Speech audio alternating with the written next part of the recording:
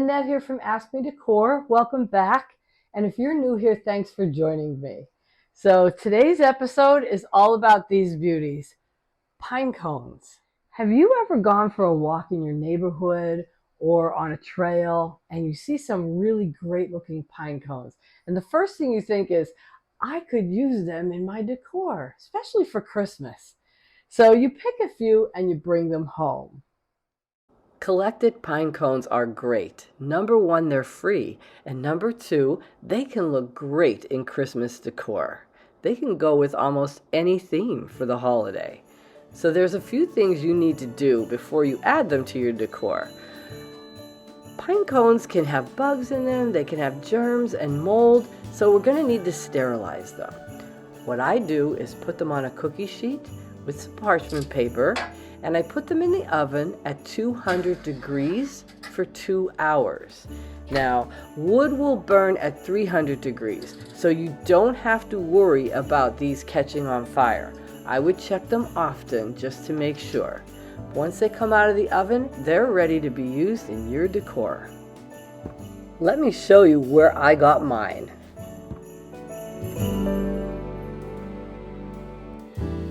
Every year, we decide to go on a little fall trip, somewhere we can go to see a lot of the leaves changing and really relax and enjoy the season. So this year, we decided to head to central Pennsylvania and the Appalachian Mountains. The ride alone was beautiful. The leaves were turning and it was just so scenic. And of course, there was a stop at Cracker Barrel for lunch on the way to the little town we were staying in.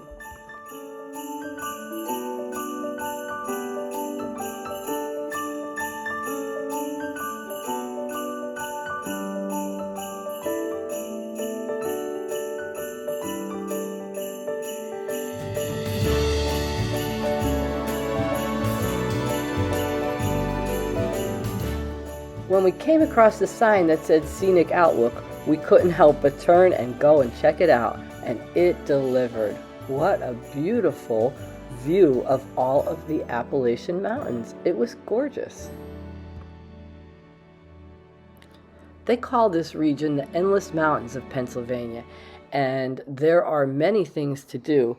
There are quaint little small towns, rolling countrysides, 3 state parks you can visit, endless trails to hike, and many, many ways to spend a beautiful fall afternoon.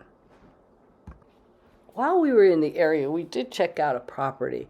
We are in the hunt for a place to retire, and there was a property we wanted to look at. It was absolutely beautiful. And once we finished looking at the property, we continued our journey to our little town we were staying in. Hey, did you see that eagle flying away? And here's the inn we're staying in, the Eagle's Mare Inn.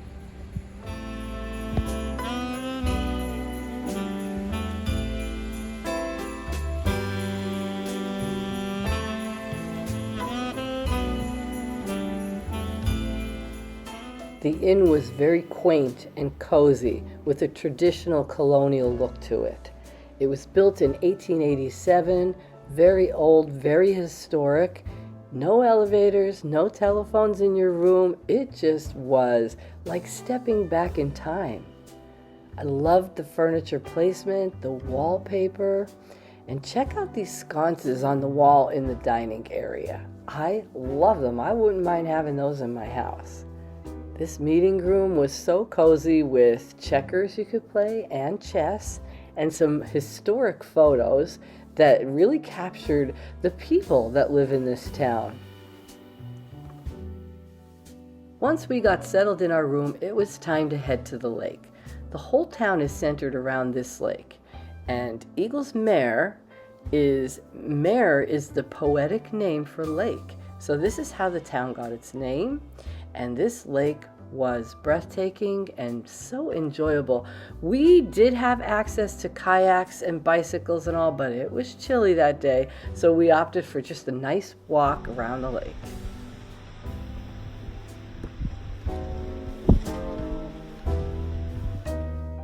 What a difference at Eagle's Mare. From any direction, the air blows clear and pure over tree-clad mountaintops. The hemlock and pines give to it their balmy and lung-healing tincture, and the storms but refine it. Welcome to the Eaglesmere Museum, where you're going to meet Ruth Park Hild. This lovely woman was our guide through the museum, so knowledgeable, and there's actually a section on a wall dedicated to her. She used to sell flowers in front of the Grand Hotel with her sister when she was only 6 years old. She knew so much about this town. They had a baseball team and sailing, but the number one activity in Eaglesmere is the toboggan slide. They have a toboggan slide every year when the lake gets frozen enough. The lake has to be frozen at least 12 inches thick, and then they cut these giant blocks of ice, line them up, and make this giant toboggan slide. The town is known for it. They even manufacture their own toboggans just for the slide. Could you imagine how much fun that must be for the townspeople?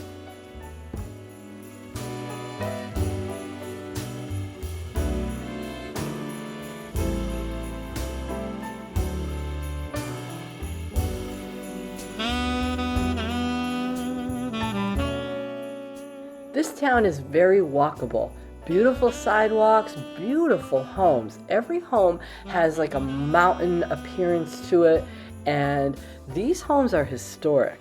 The wealthy people from Philadelphia used to come to Eaglesmere 100 years ago to escape the disease and the heat in the city during the summer.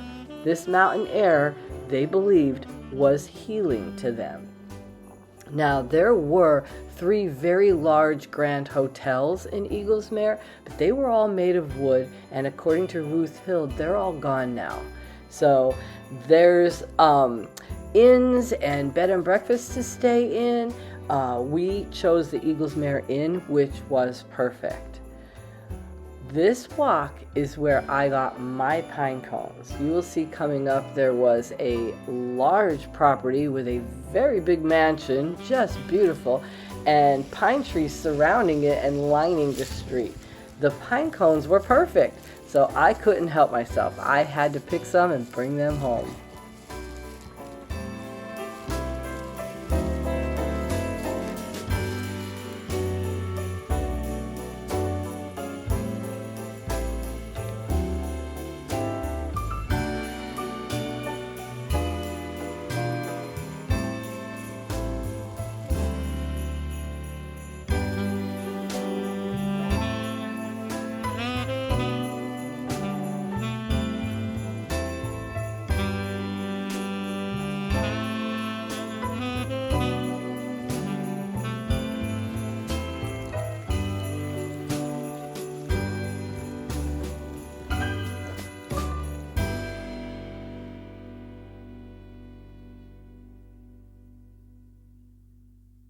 As we left Eaglesmere, we drove through World's End State Park, which, if you ever have a chance to go there, that is a beautiful destination for hiking and seeing streams and waterfalls and trees. It was really pretty.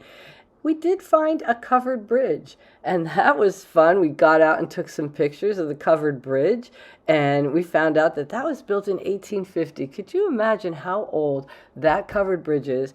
And cars are still allowed to drive across it.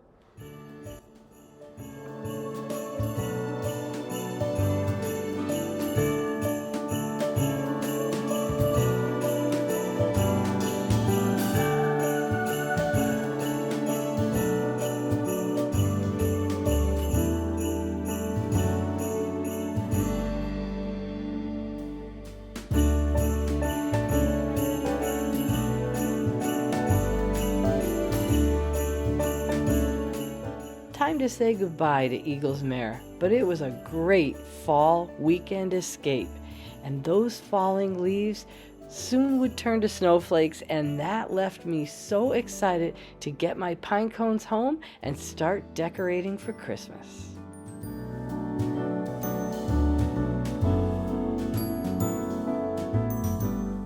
So there you go.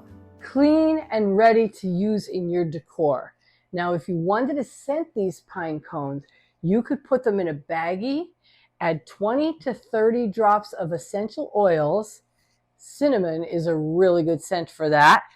Seal the baggie and store them for 1 to 2 weeks, and you will have scented pine cones to put around in your Christmas decor. That's one way I'm prepping for Christmas. Now, I hope you watch the next video because there's going to be a lot of Christmas prep going on. I'm going to reveal my color scheme for the year, my theme for the year, and exactly where I place larger decorative items.